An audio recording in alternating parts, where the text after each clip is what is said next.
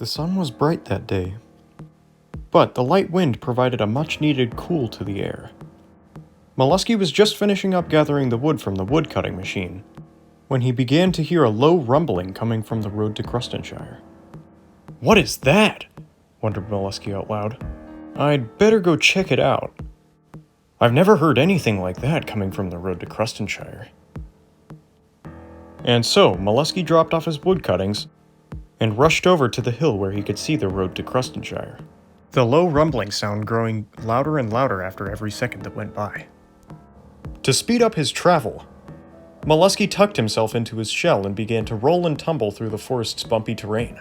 As he sped through the forest with ease, he noticed that the low rumbling sound seemed to be that of an automobile, though more heavy and amplified than Mollusky even knew was possible.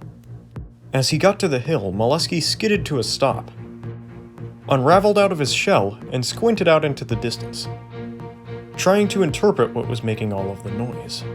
Mollusky peered into the horizon and saw what looked like 4 large vehicles he had never seen before, heading straight for Crustenshire.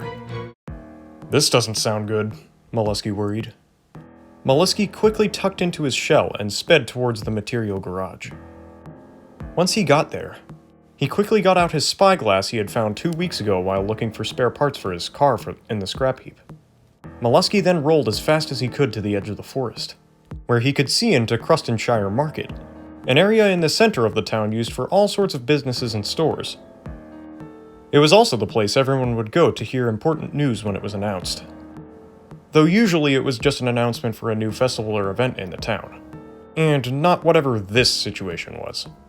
Once the 4 vehicles were in the market, one person in a brown suit, green tie, and a mask with a diamond with a line underneath emerged from each vehicle.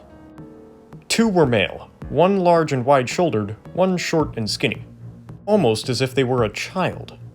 The other 2 were female, one short and skinny like the childlike person from earlier, and the other tall and slender. The large man picked up the childlike person, lifted him above the crowd, and the small childlike person began to speak. "Greetings, residents of Crustenshire. I am Brandy Topson, and these are my teammates, Ronald Buster, Belinda Topson, and Julietta Marcus. We have come from a secret organization working for the government of our beautiful country, No Such Land, the Rough Diamond Organization. We have traveled here from the west coast of the country to warn you that an association of terrorists from an undefined neighboring country has invaded No Such Land. The Rough Diamond Organization has taken the responsibility of finding automobiles suitable for fighting back against the terrorists and driving them back out of our country, traveling all over the country, looking for people who have invented vehicles they believe can be useful in fighting back against the terrorists, so that they can participate in our Race for No Such Land project. A race that begins on the east edge of the country and ends at the west coast. All participants drive their personal inventions across the most treacherous parts of No Such Land, using their vehicles to protect themselves from threats.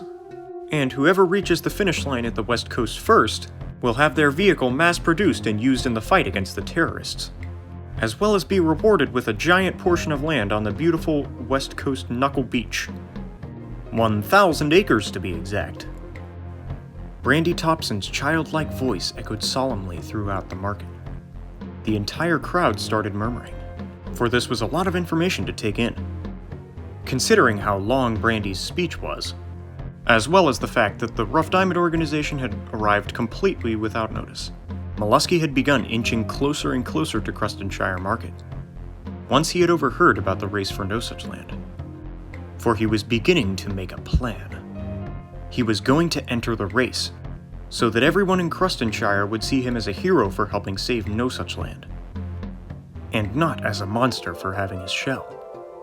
He was still suspicious of the Rough Diamond Organization, due to their weird choice in bureaucrats to employ, and how Brandy Topson and the other short, skinny girl, Belinda Topson, had even become bureaucrats in the first place at what looked like their age, based on their physical appearances. He refused to let those suspicious thoughts get to his head, though, for he was determined that this was the day that Crustonshire's view would finally change.